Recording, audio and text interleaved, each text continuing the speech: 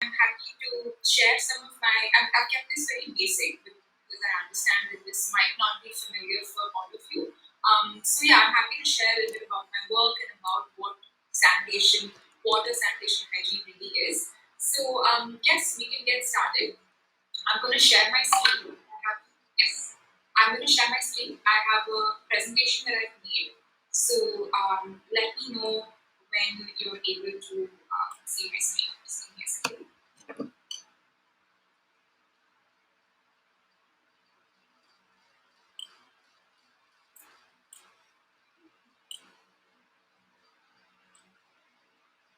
Can you see my screen? Yes, we can see it. Yes. Oh, great. Okay, so before I start, I just want to let you know that if I'm not clear, if you are not able to hear me, or even if you have any questions on something that I presented in the slide, just let me know. I might not be able to see if you raise your hand or put something in the chat, so feel free to just pause and let me know if there's any questions. We will also take questions towards the end as well. So yeah, so with that, let's get started. Okay. So today's presentation is to talk to you a little bit about my work, which is in the space of water sanitation and hygiene, also known as WASH. I'm here today to take you through. Some of you might be familiar with the sector, and I heard you give a brief introduction on the space. But before we get into the specifics, I want you to share a little bit of your thoughts on what is WASH to you. When someone says water sanitation and hygiene, what comes to your mind? Can someone share and tell me? Yeah, go ahead. Sanitization, I think it is mostly like cleanliness in a certain area. Okay, fair enough. Sorry, can you tell me your name, please? Okay. I'm asking your names because I cannot see you on my screen. I cannot see any names or any faces, so that's why I'll be asking your names. So yeah, thank you so much, Devanshu, for that. What What is sanitation? Sanitation, I will come to it, but sanitation is basically ensuring clean practices of, for example, when you go to the toilet in the morning, ensuring that your process of going to the toilet is clean, keeping your toilet and your surrounding washrooms clean. That is basically sanitation. Ensuring that your surrounding conditions are sanitary. That is basically what it means. And by the way, my name is Mariam Zia. Mariam, yeah. Nice to meet you, Mariam. All right. So thank you so much for your thoughts on what WASH means to you. I'm going to move to the next slide. So right now, what you can see over here is I put this big water droplet, which basically signifies water. And sometimes it doesn't cross our mind how important water is for our day-to-day functioning, not just for us as you and me as people, but also for our surroundings, also for the animals, the nature around us. It plays such an important role.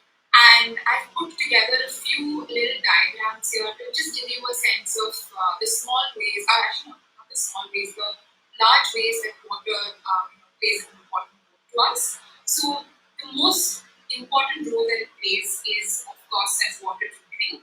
Every day, it doesn't cross our mind how reliant we are on water. Drink for our cooking, for all of our practices that we have on a day-to-day basis. Water is also so important to keep ourselves clean, to keep ourselves hygienic in terms of taking a shower, in terms of using the washroom. And it's a privilege that is so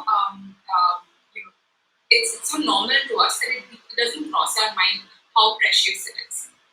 Water is also so important for obviously our nature, so basically to keep the trees, rivers,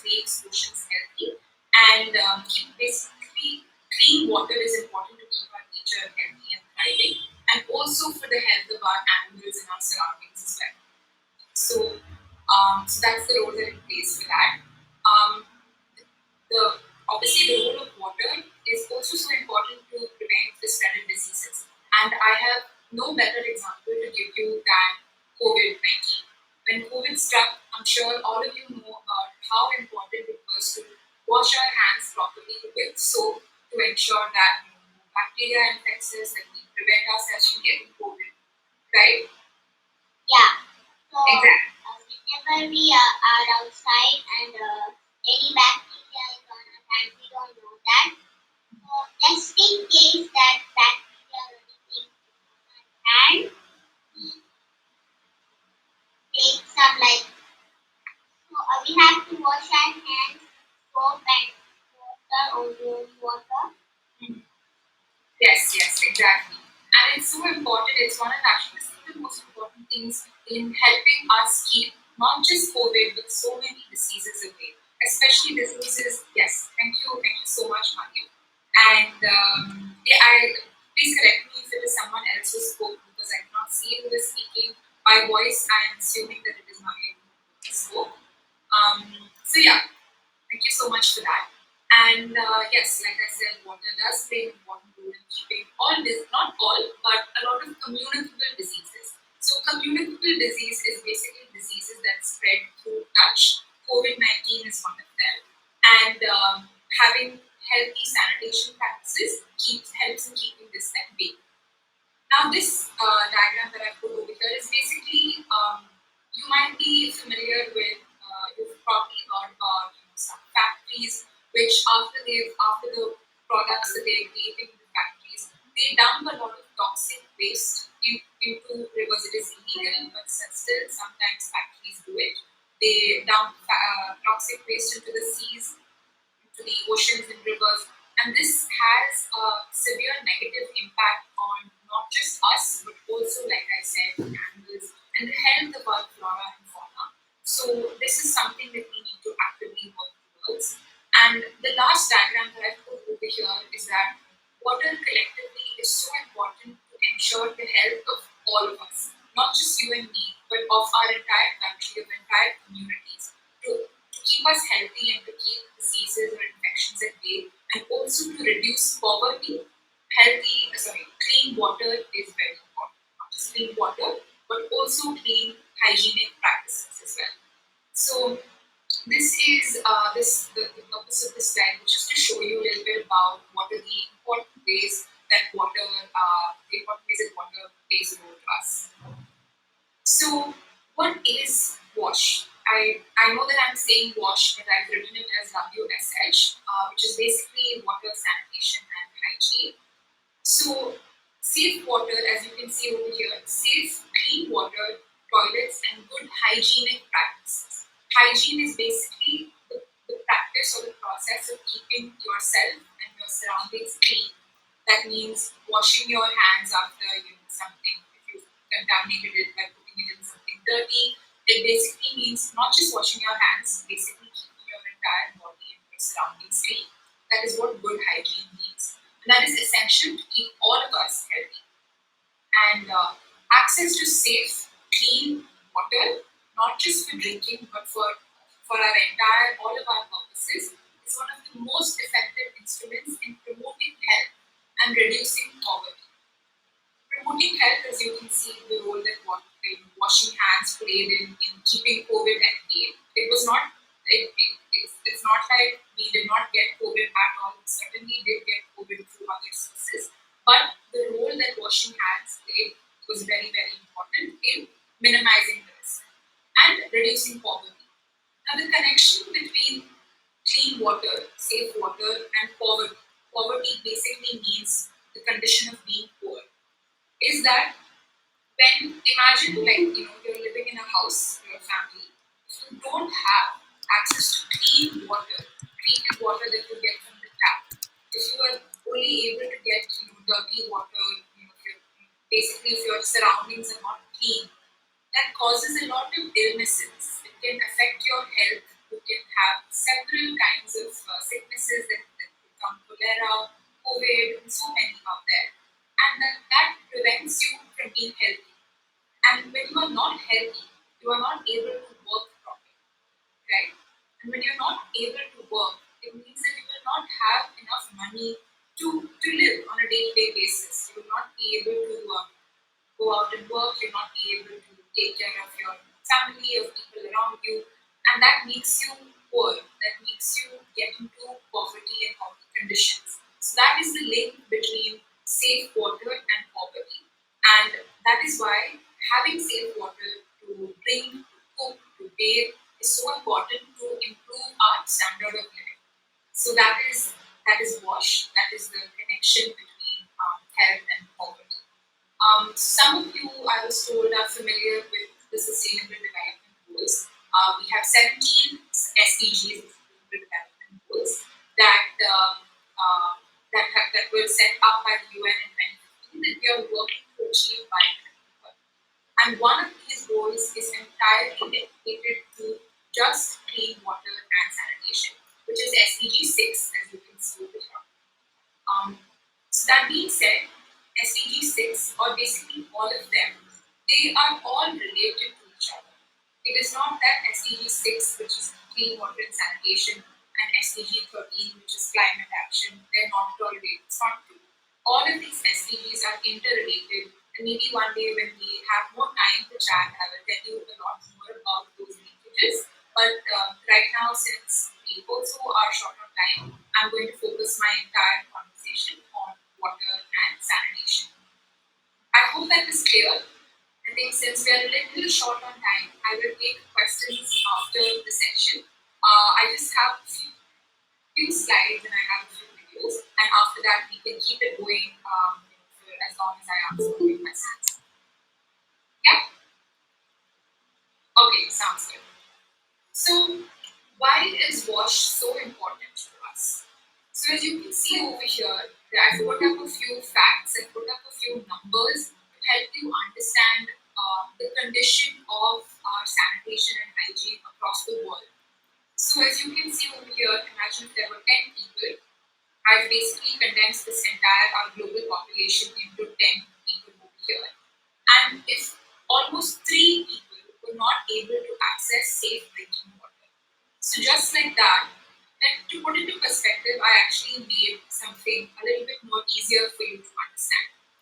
I was told that there would be 30 of you, 30 students attending today.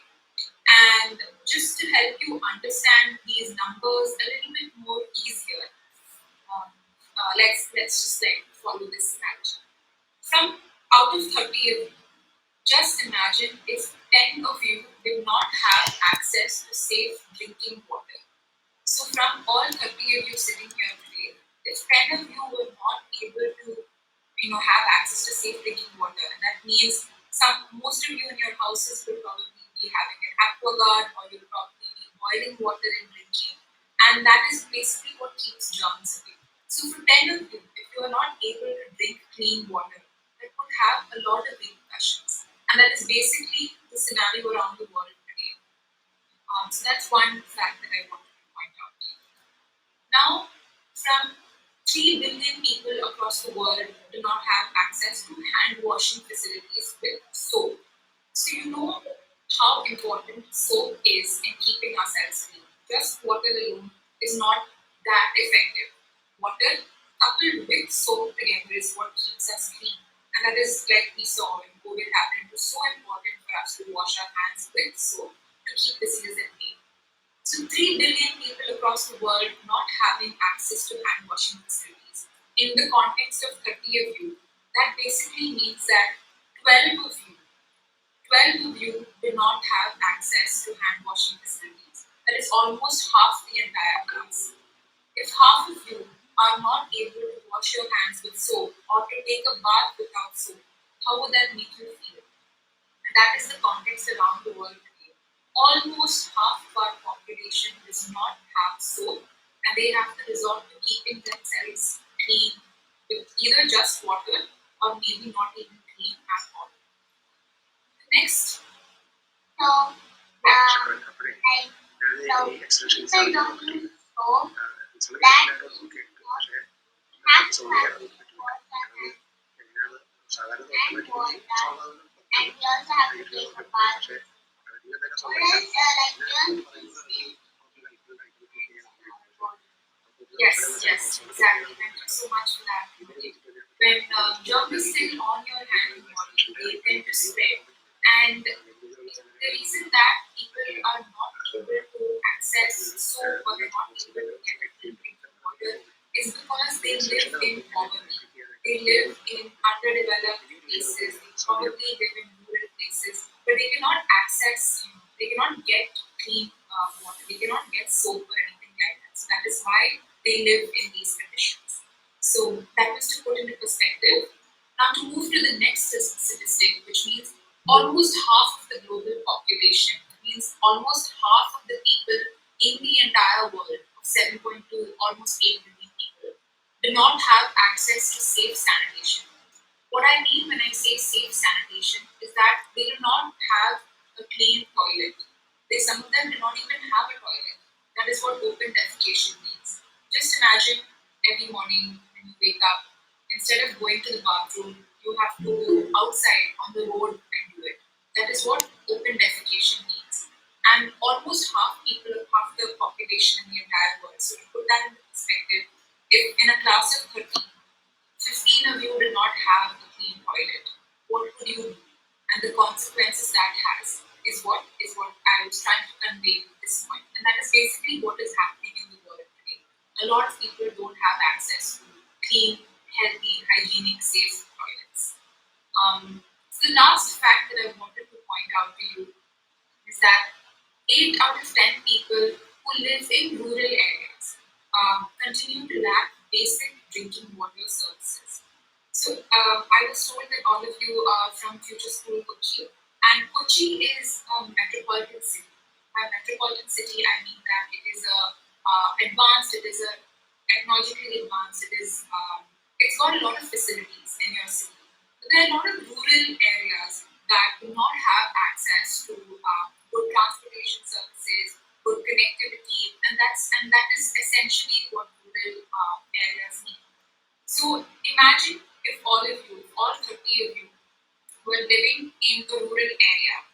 If 24 of you, 24, which is a majority of you, did not have access to basic drinking water, which means that you do not have drinking water in your homes. You probably have to go to a community well. You probably have to go to some facility by the municipality to get water. And that is the situation in the world today. In rural areas across the world, majority, which is 8 out of 10, around 80% of people who live in rural areas do not have access to basic drinking water services. And because of all of these facts that I just told you, it is so important for people to understand the importance and urgency of WASH. And I myself, I work in this sector because I work towards improving the condition of sanitation hygiene in India specifically. And WASH in itself has a lot under it. It is water, it is sanitation, it is hygiene.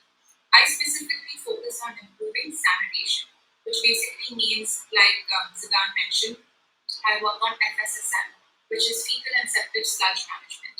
So my duty is to ensure that you have access to clean toilets. That is basically what it is. And there's a lot that goes on after that as well in terms of ensuring that the treatment of feces is done properly. And there's a lot that goes on behind the picture that we do not see. And the work that I do is to ensure that to whatever level possible, we are able to ensure that we're able to improve essentially your sanitation services. And through my work, I work with the government, I work with the public and private sector to make that happen. So I want to end this slide, this presentation, by just telling you a little bit about like what can you do. I've given you a lot of statistics, a lot of facts on what is the current situation of WASH in our country. And at your level, I was told that you were around the ages of 8 to 15.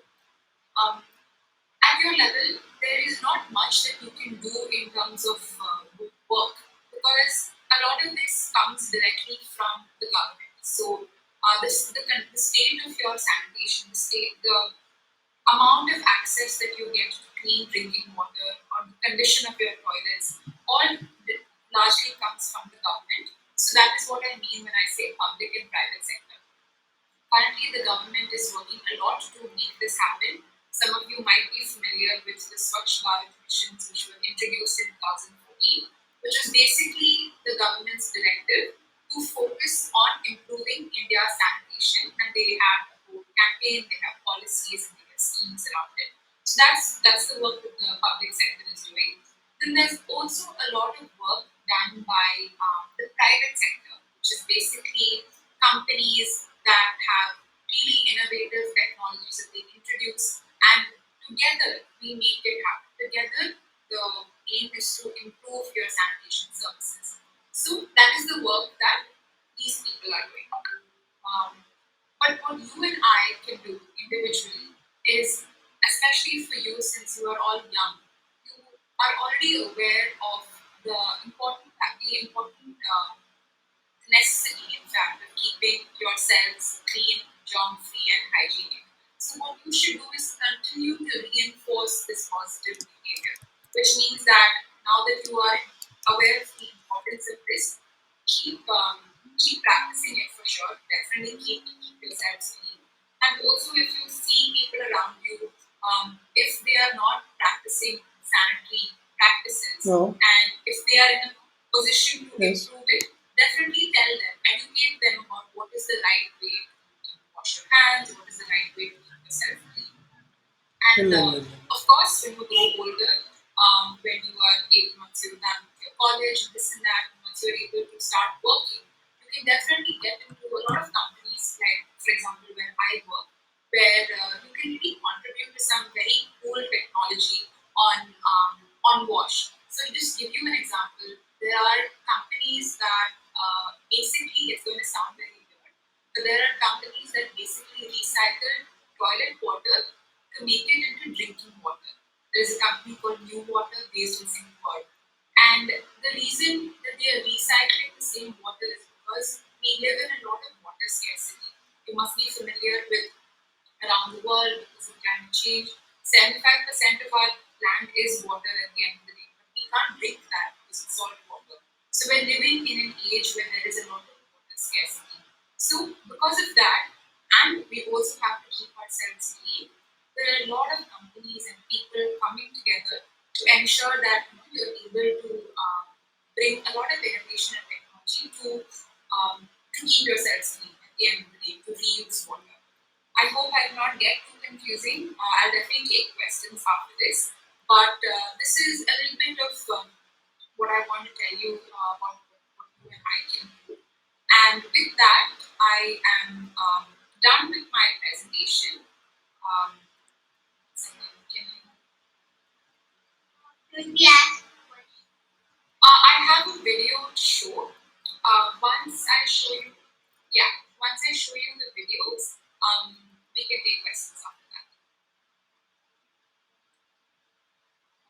Um,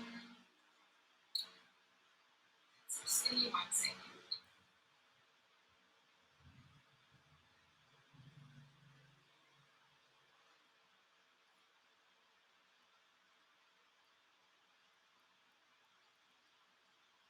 Okay. I'm going to play something now. Just 1 second. This is a video. Let me know if you're able to see and hear the video.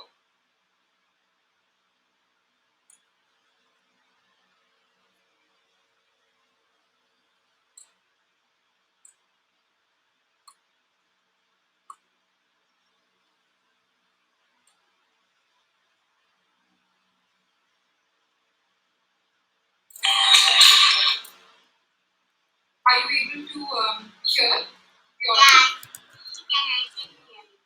Okay, okay.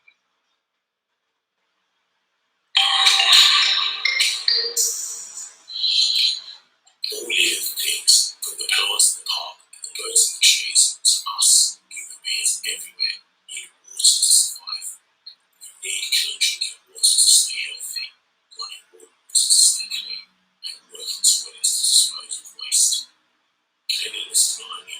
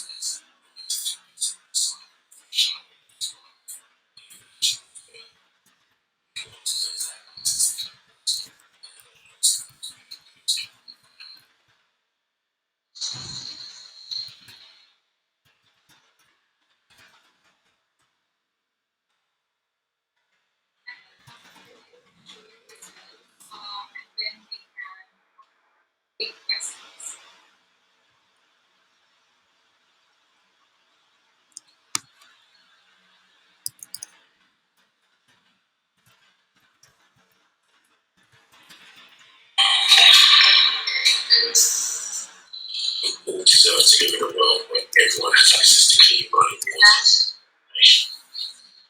Fresh water ecosystems are safeguarded for the future. Cannot see the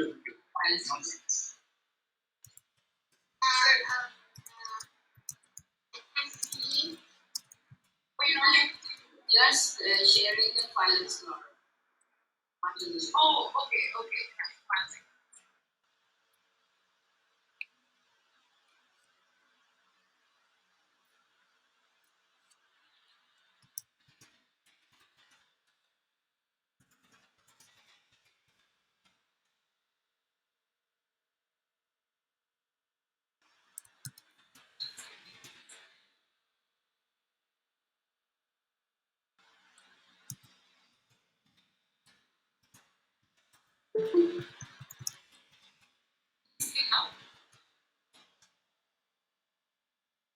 Yeah, we can see it.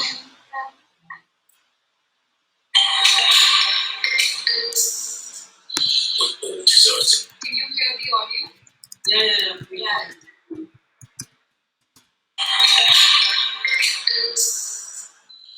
All deserve to live in a world where everyone has access to clean running water and sanitation, and our fresh water ecosystems are safeguarded for the future. Water is our most precious resource. It sustains life everywhere. We all have a role to play in helping the UN achieve this goal by the year 2030. Driving force every day our bodies relies on it to function as it should. Water is needed for all life on Earth. Contains 71% water. Only a small percentage of it is safe to drink, and it's unevenly distributed around the world. Demand for our water is increasing. Over the past century, our global population has tripled, yet the total water supply available remains the same. Today, over 1 billion people are unable to access clean drinking water. It's affecting all aspects of their lives. It forces women and children to make long, treacherous journeys for buckets of fresh water.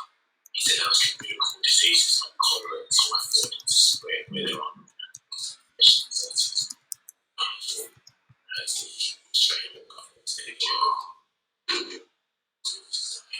water available to all, progress is being made worldwide.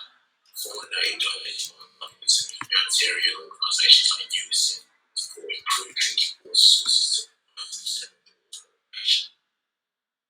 Sanitation is 2/3. Make things happen. We go a lot of companies, a lot of, like, for example, you saw the Bill and Melinda Gates Foundation. They give money to aid not just directly to the government, but they give money to a lot of these NGOs and foundations who work together, and their work goes and reflects in society. When the Gates Foundation gives, actually the Gates Foundation gives money to the company that I work in, and they give us money to ensure that we can go on the ground and build better toilets. And when we do that, collectively, not just one person, but when everyone does this across the world, that is essentially how you can make the world a better place. But it takes a lot of time.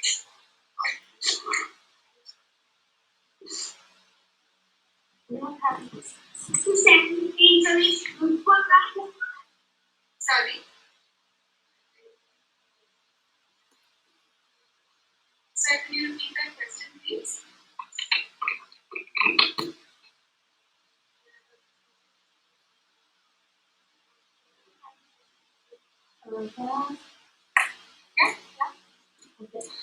Is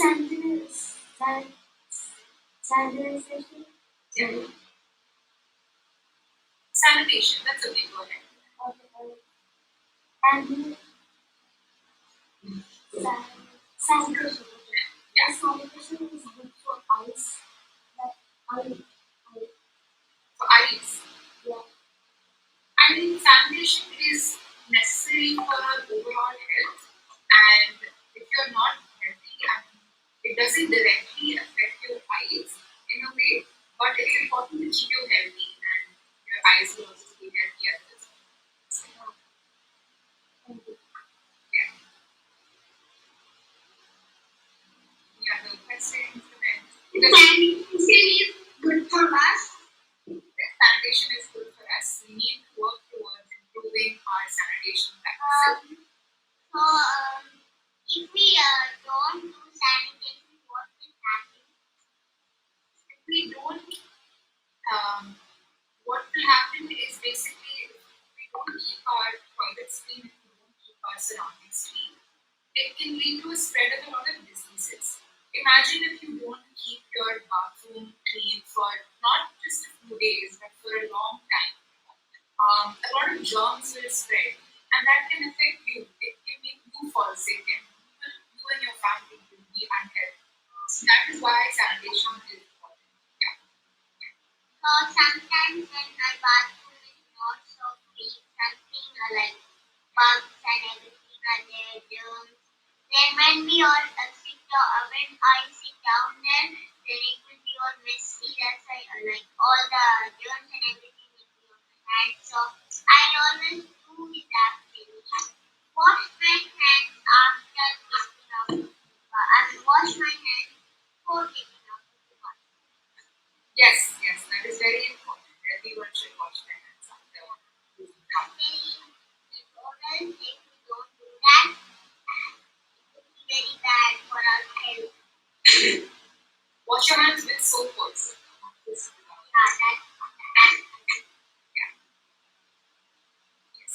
Any other questions? Yeah. Have one more thing.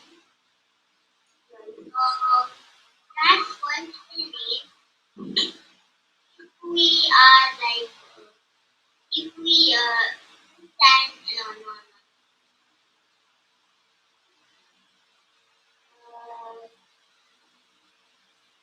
So we are doing sanitation.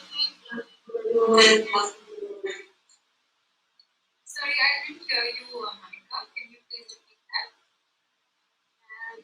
Mariam, remember my name? Hi. Yes, hi. Is it good if we use sanitation or is it not good? Just tell me if it's good or not. I really am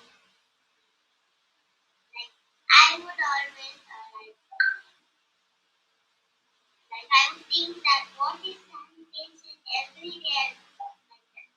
And then if I don't do it then it will be bad. So I am that it is good to do sanitation.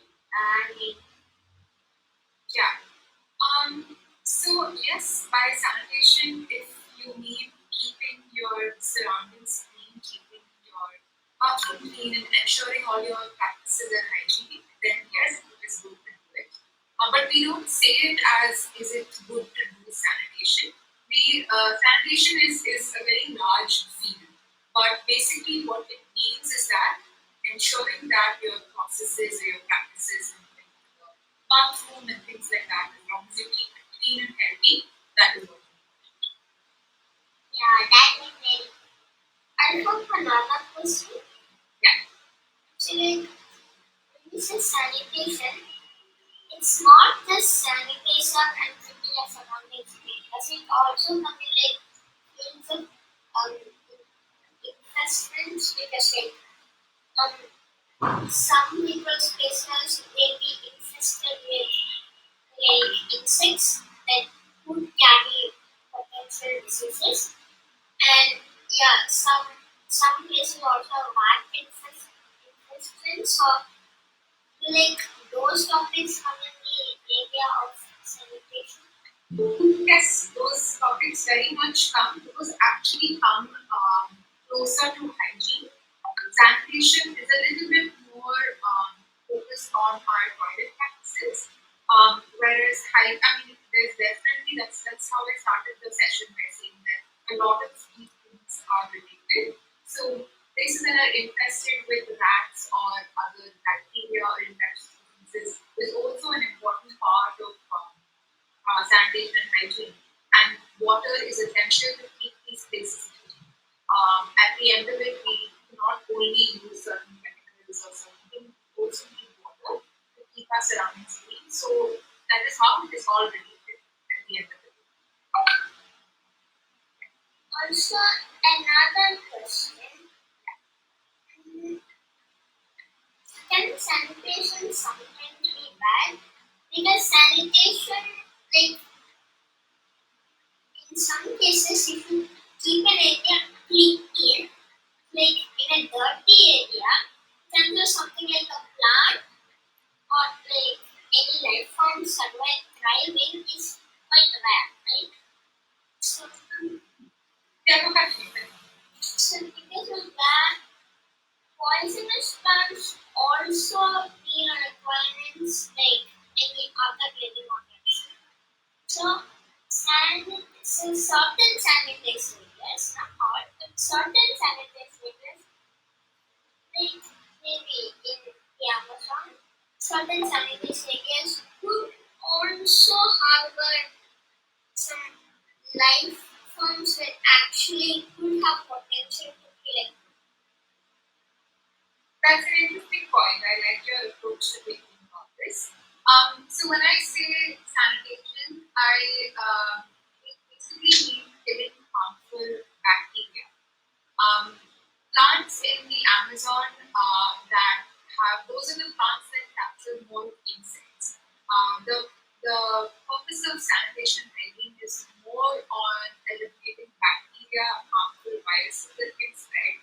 Whereas definitely there are certain plants that help capture insects, but that is a slightly different. I see. That's not actually my question. What I'm saying is, I'm actually saying about poisonous plants because there are certain plants that if you come into contact with or if you're around them, they can cause like lots of bad things. Okay, I understand.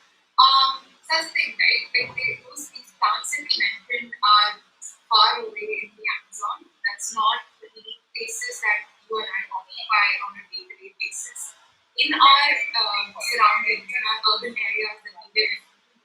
So when I say we don't really see a lot of very poisonous plants, even if they do, the numbers are so small, they're not that concentrated for us to sanitize them or for us to remove them. So those are actually contributing to the biodiversity of our flora essentially. So it's not something that we should do because that has other consequences. Those plants exist there for a reason. That could be to eliminate certain insects, that could for any reason whatsoever. And it's not like actually remove them from the face of the planet, but it's more like they also need sanitized areas to live, right? They also need sanitized what? They also need sanitized areas to live, right? Plants can thrive in a lot of areas. They can thrive with different kinds of bacteria. So they don't really need the most sanitized spaces. Yeah, but cannot actually have one thrive like in a very dirty area. They wouldn't, I mean, they wouldn't thrive in the sense it wouldn't be like the forest, but they can still live. See, a lot of these things also depends on the temporal conditions. So you can have an area that does not have water or is not very clean, but as long as it's very good sunlight, plants can still thrive. So these plants that you're referring to, it's very contextual. I cannot go ahead and say poisonous plants can live or cannot live in a certain area. I'm not an expert in that, but I do know that a certain level of hygiene is important, yes, but it also depends on the plant. Yes. Yeah, that's that like level of sanitation in the area is also important, like you said. So if for that reason, it could make an area slightly more dangerous for the locals. Yeah, definitely. Having poisonous plants can have its consequences if they are not kept. Yeah, so it's not sanitation everywhere. It's not always a good idea. That's an interesting concept. It does have its consequences. In some ways, if we are too sanitary, I agree. If we try to keep a place too clean, I can actually give you a little bit of example for you and me. When if we're growing up in a place that is too clean, that has absolutely no bacteria whatsoever, our immune system, I hope I'm not going over time, but basically our immune system, sorry, yeah, so as I was saying, when you grow up in a place that is too sanitized, that is too clean, when there is no bacteria around, what happens is that your body does not develop a resistance. So what happens is that when you grow up in a very sanitized place and then you immediately go out into the world where there's so much of bacteria around you, what happens is that your body cannot handle that. And it can make you softer. Exactly. So that's the way your body. Yes, go ahead. If there's someone else, thank you. Yeah, Maria, go ahead. Is sanitization or vaccination is like overcoming the COVID-19? Some vaccination, so the COVID vaccination helps in not obviously it improves your body's resistance. Even if you get COVID, it will not have a fatal impact on you. That is the vaccination's role. Sanitization, basically washing your hands, stuff like that, prevents you from getting the disease. So there are two different roles that it plays.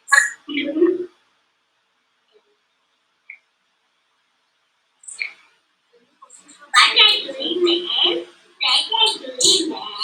What are you doing, man? Sorry.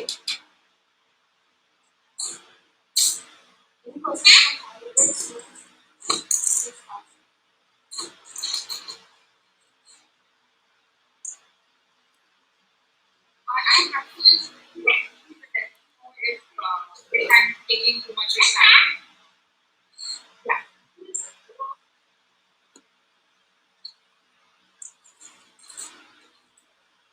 I don't have any questions.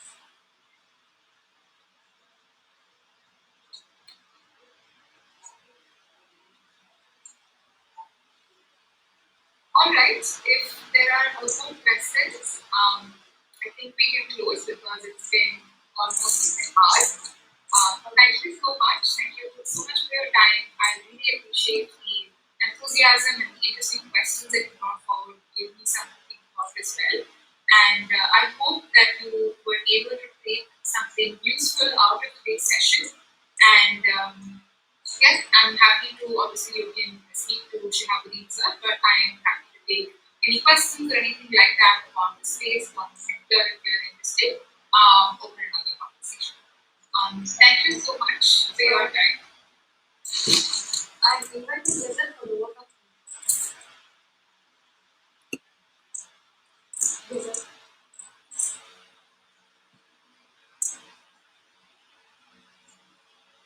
Lizard, are you there?